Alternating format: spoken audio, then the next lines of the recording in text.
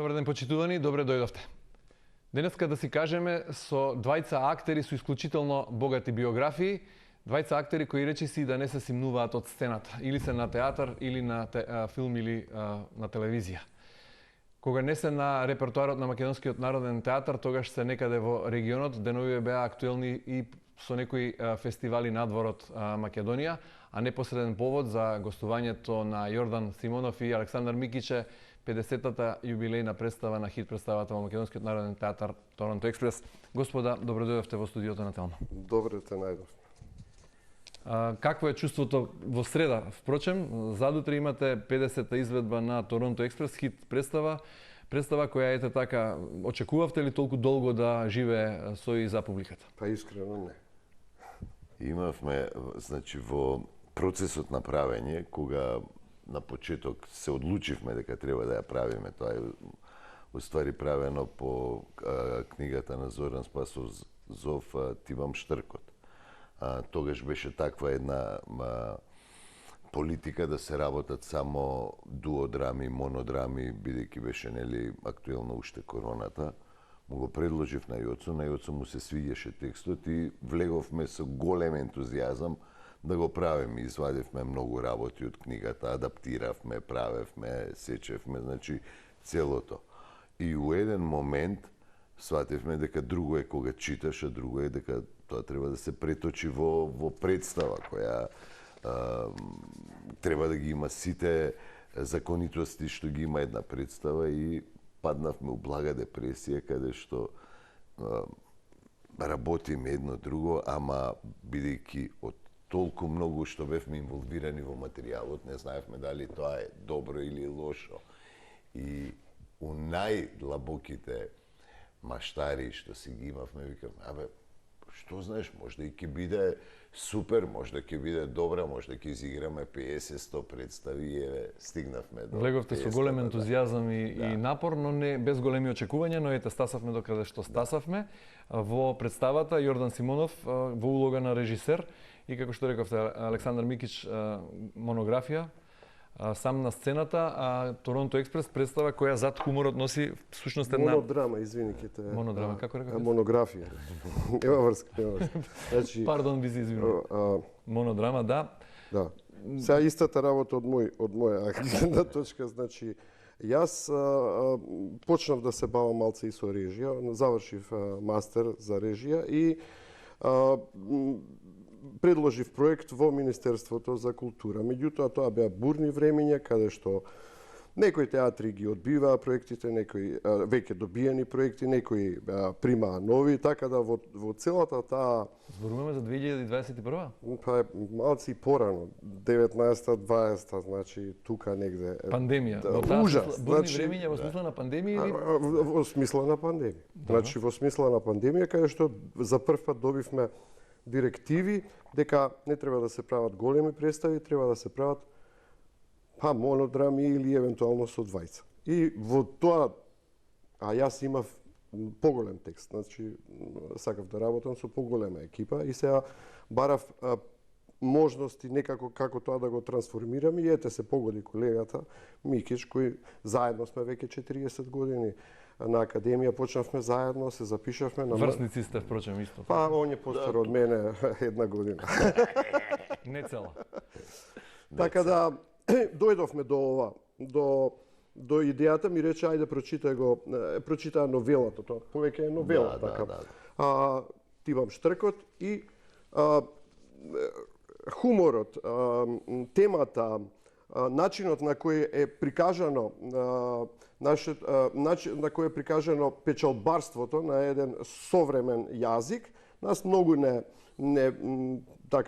возбуди дека може од тој материјал да се направи представа и така почнавме. Прв пат се разбира во улога, односно втор пат, така, прв пат трет пат, така, мојата магистарска тероризам. Значи, веќе Александар Микич ми е омилен глумец и работи во моите представи, глуми во моите представи. Така да ни беше и предизвик, меѓутоа и се знаевме што можеме. Веќе се уигран тим. Да, апсолутно. Торонто Експрес, всушност, како што и кажавте сами, крие една зад тој хумор, една тажна приказна и поентата веројатно и режисерски, а и да се изведе како монодрама на сцената, беше да се направи тој баланс помеѓу смеењето и тагата. Така е. Што е смешно кога нешто е тажно? Или тоа што е тажно е смешно? И целиот мотив, представата зборува за иселениците, односно за животот на еден Наш човек во Канада, при што целиот концепт е замислен како промоција на како една како демек ние сме презентери на една туристичка агенција која нуди визи за Канада. И сега доаѓа аниматор што треба да ги анимира луѓето за тие да прифатат да одат во по $2.500-3,000 за да им одат среди во Канада. агенцијата визи. Арно, ама презентерот е разболен и го праќа својот баџо кој е најдобар другар. Тогаш презентерот од корона боледуеше и мораше некој друг да дојде. Да. И така да во самиот старт имаме една забона, бидејќи овој човек што излага не ја сака Канада, не ги сака сите тие добро средени работи што се во Канада, ги гледа низ еден македонски пристап и целата представа е зборувам Керко, сети се снаал. Добро, рече Александар дека било една работа е да се чита романот, а втора работа било тоа како да се преточи во представа, што беше во таа смисла најголем режисерски предизвик. Кога ве фати, условно кажано, како што вели Александар Микич, паника, како ова ќе изгледа на сцена? Ние имавме проблем додека не го најдовме концептот. Додека не смисливме како тој текст, едно е да го читаш, а друго е да се адаптира за некој да го презентира на сцената. Кога го најдовме концептот, веќе беше многу полесно.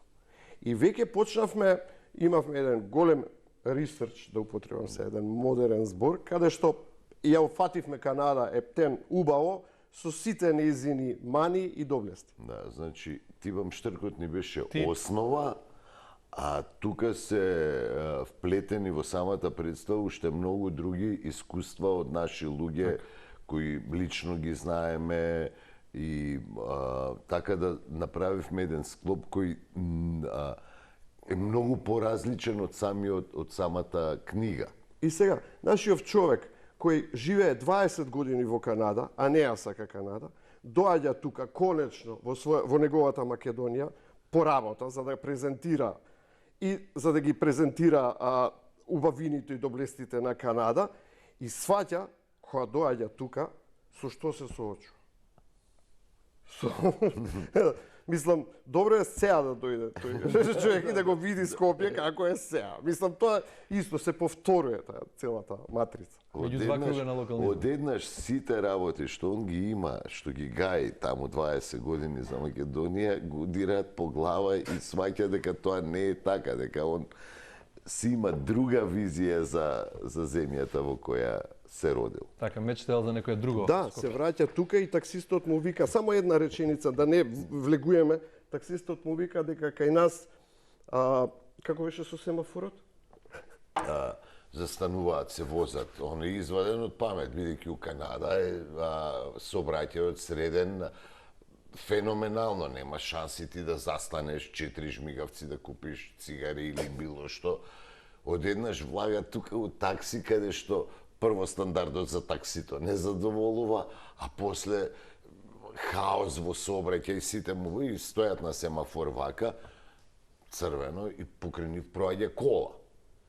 И овој изваден од памет му вика, извини друже, вика, тука и на црвено се проаѓа.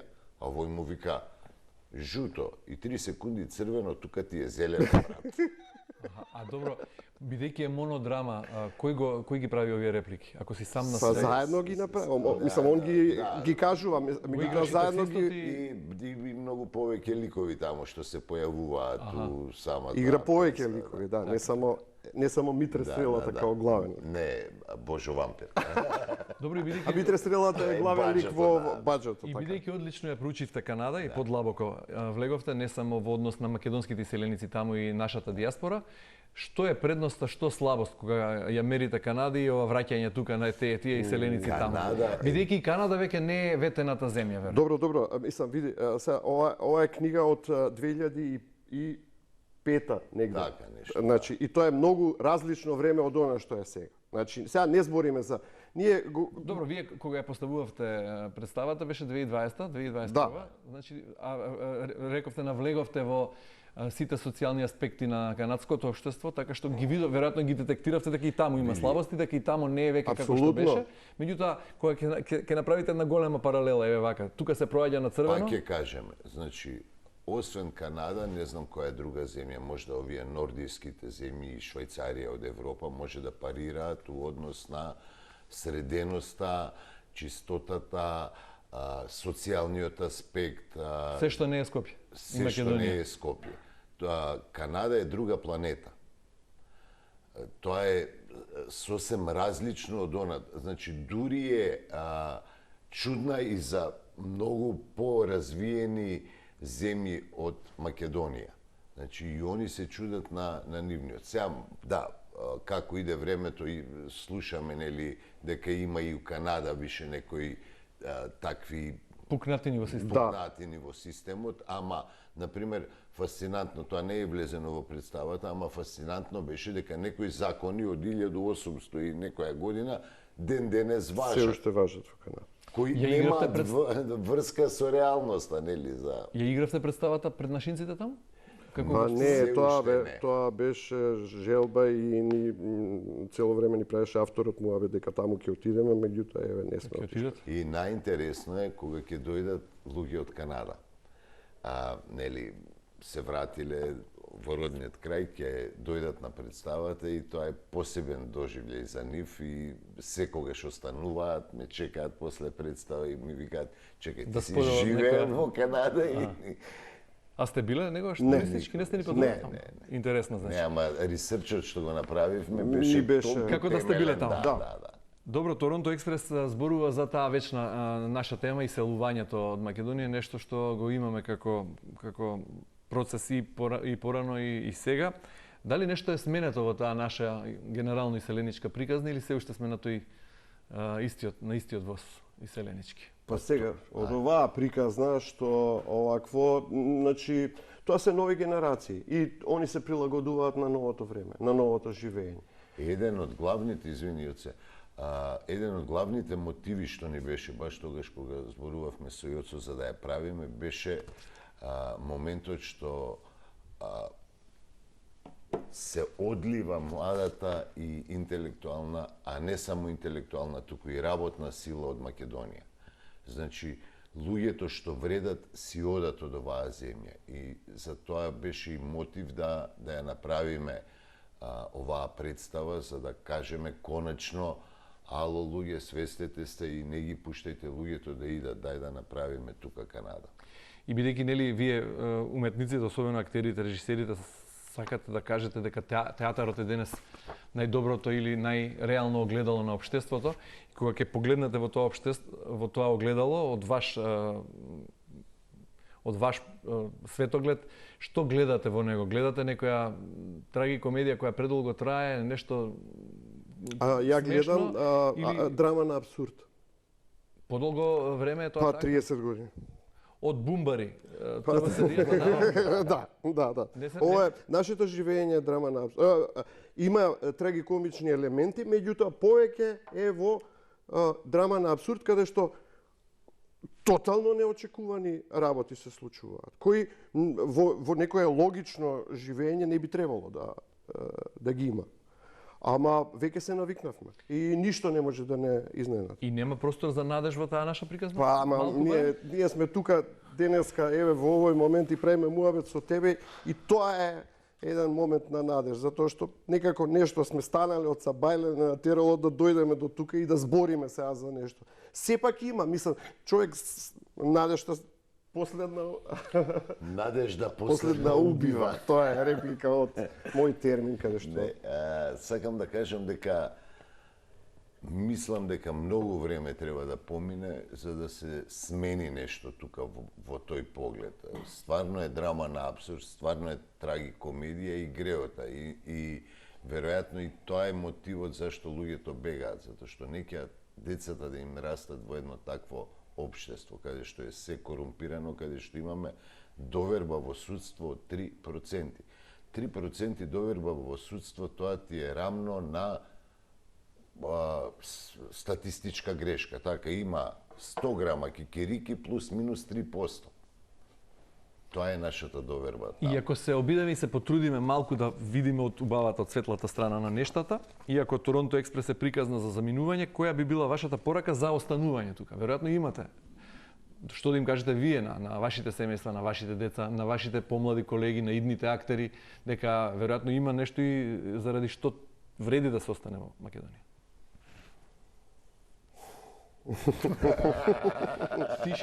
Види, искрено сакаш да ти одговорам? Не, сакаш да бевме помлади, ние ќе си одев.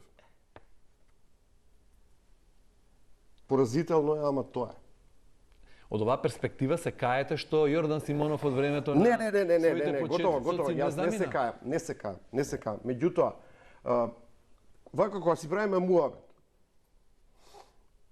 за нашето живење, за тоа како живееме, како тешко ни е во некои аспекти на животот, мислам, затоа што не ти е средена државата, затоа што државата не се грижи за тебе. Ама од друга страна си викаш, ти ако си отидеш, па кој ќе остане? Па сега има и таква работа. И сега, тоа е цело време борба во себе, што да правиш, како да правиш. Меѓутоа, понекогаш во некакви такви размислувања сме дошле до тој заклучок. Затоа што па на крај крајава па еден е живот. И зашто да не го изживееш така како што мислиш дека треба да се изживее? Јас сум патриот, си ја сакам својата земја и Јоцо е исто, мислам така. Има една цела група која ние седиме, живееме тука, твориме тука и мислиме дека нашите дела и овакво ќе се вреднуваат онака како што треба да бидат вреднувани. Проблемот кај нас е што е се политички, значи се е обоено. Ако ти во дадениот момент не се согласуваш со власта, автоматски си опозиција, не си критичар на општеството. Било кој да е на власт. Тоа е толку поларизирано кај нас што е болно просто да се гледа.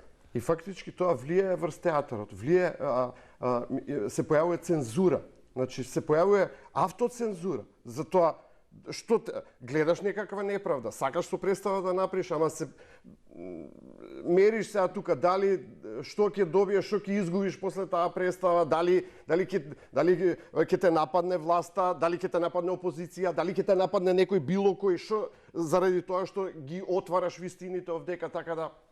Во Канада не е така? Не знам за театарот во Канада како. Добро, кога веројатно е по-либерална оваква ситуација, меѓутоа и таму е, мислам, исти патерни се појавуваат у сите држави. Значи сегде тоа е. Што е слаба утеха. Добро, кога зборувате со волку висок степен на резигнираност, да не речем разочараност, а сте во исто време толку многу ангажирани. Веројатно тоа е моделот, вашиот рецепт за да се снајдете низ овие вакви времиња кои не ви се допаѓаат, веројатно. Апсолутно. А кога зборувате, кога ја отсликувате реалноста во која сите живееме, веројатно не мислите само на културата, на уметноста. Веројатно не сте задоволни од повеќе сфери во општеството. Апсолутно не. Тоа се рефлектира? Не, од театарот ја и не сум незадоволен. Мислам дека театарот во моментот, за МНТ да збориме, е во еден доста голем подем. Нашите представи се полни, со публика играме, задоволни сме, го работиме тоа што го сакаме, така да неаме проблем некој поголем во однос на тоа. Не сме задоволни во однос на системските работи. Значи, нашиот труд не е до крај извреднуван како што треба. Кој е најголем предизвик тогаш за македонското општество? Институциите, системот или менталитетот на граѓаните кои го прават системот? Зошто е вака? Тоа е вака. Едно со друго е врзано. Тоа Така. е врзано, тоа е еден механизам кој оди вака. Значи, затоа мислам дека треба многу време да помине, ама и тоа е проблем затоа што у Македонија имаш принцип на неказнивост. Така, се изнаслушавме за овие 30 години милион афери. Да, неказниво. Милион, значи Па, тоа украдено, негативна ова направено, селекција исто, ова, мислам, она, тоа е. А никој или многу мал процент од тоа е ефектуирано и некој одговара за тоа. Се другото е мачкање очи, ќе се направи помпа и ќе се заборави, нели, по принципот секој чудо за 3 дена. Така, сега ќе збориме и ќе толку. Втора работа е што секој кој ќе дојде на власт не се осеќа како сервис на луѓето што ги избрале, него се осеќа како цар во земјава. Цар со свитата, така? Значи тоа е цело време го гледаме тоа. Овие 30 години нема промена.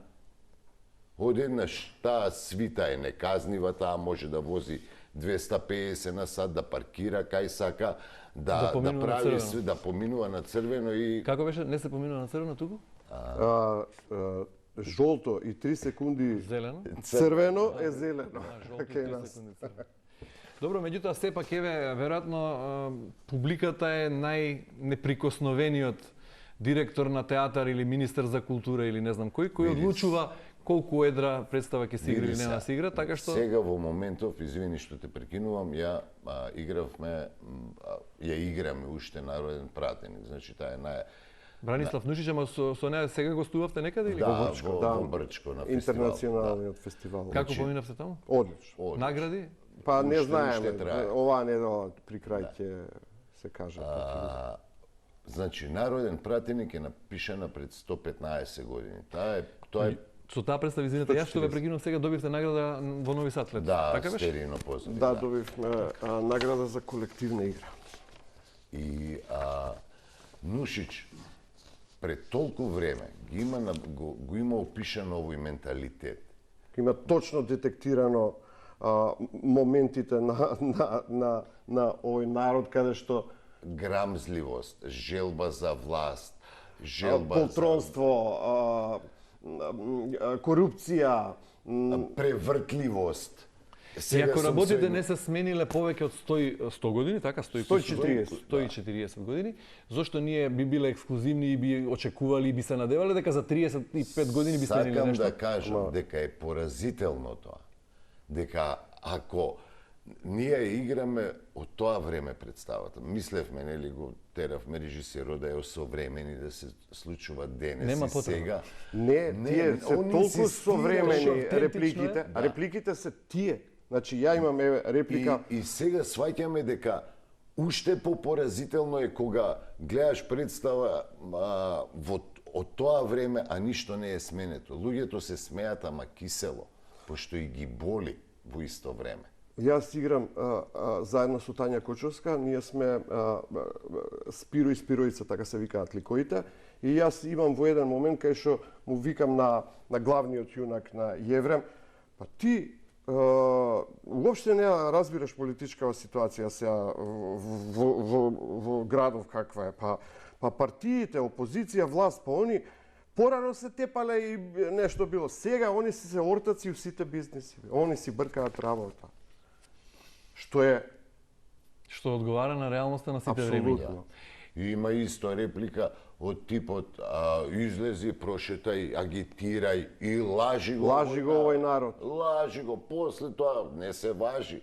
И добро, таа публика што доаѓа и кисело се смее, се истите тие луѓе кои утре или вчера гласаа, кои по 2 недели повторно ќе гласаат, кои во меѓувреме одат по митинзи, аплаудираат, некогаш се полтрони, некогаш се превртуваат. На што се смеат? Се смеат на собствена сметка, а потоа тоа не ги допира некако, не буди ништо во нив како обид за да се... Мислам дека ова е секој тип на ваква представа. Мислам дека и Нушич тоа сакал да го каже, за да ги натера луѓето да размислат и да направат. Да, ќе се насмееме на нашите мани и оваква, ама утре дај да ги поправиме. Види, ако еден човек дошол на представата и рекол, оу човече, па јас ги правам овие работи, од утре не ги правам, ние сме исполниле мисијата. Да.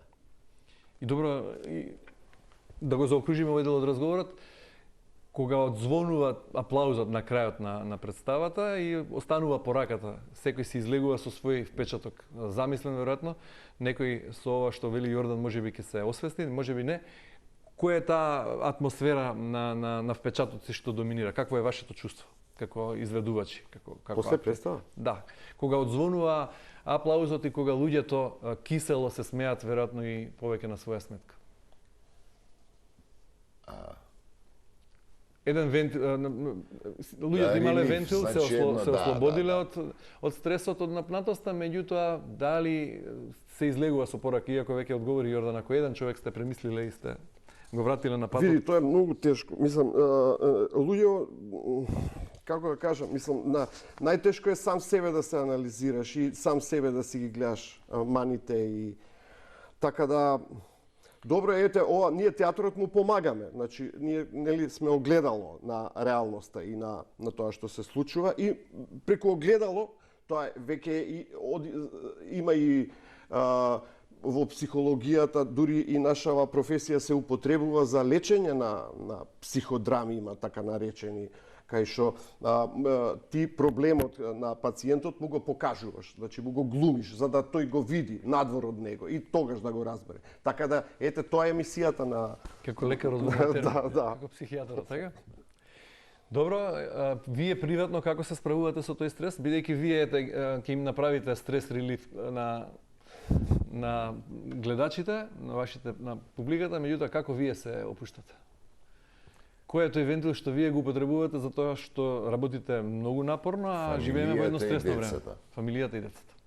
Значи, кога ќе си дојдам дома, кога ќе ме гушнат децата и овакво заборавам на се и гледам со нив да поминам што е можно поквалитетно време и да ми биде убаво. Имаат ли време луѓе од оваа професија за деца и фамилија? Апсолутно истото, иако мене постари се, мојве не ме гушкаат веќе, ама комплетно се сложувам со Микич и апсолутно. Имате доволно време да им го посветите на најблиско? Па има, да. Мислам ако се сака се има. На крај кога ќе сватиш дека тоа е клетката на општеството, тоа е семејството.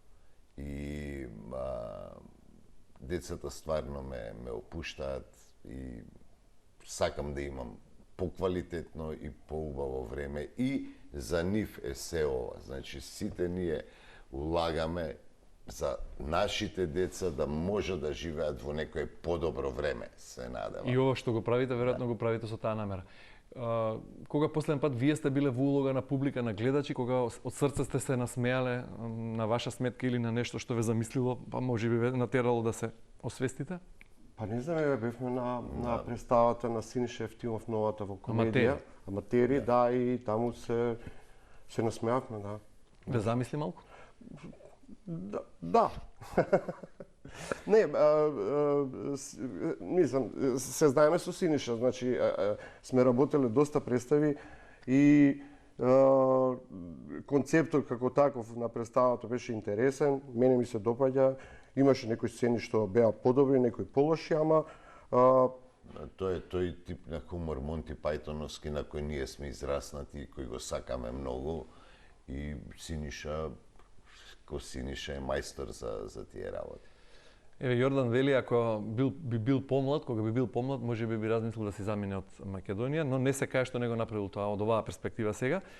Кога сега вака неочекувано животот би ви доделил некаков билет експрес, во кој правец би сакал да ве однесе? Каде би сакале да заминете? Во топли краишта.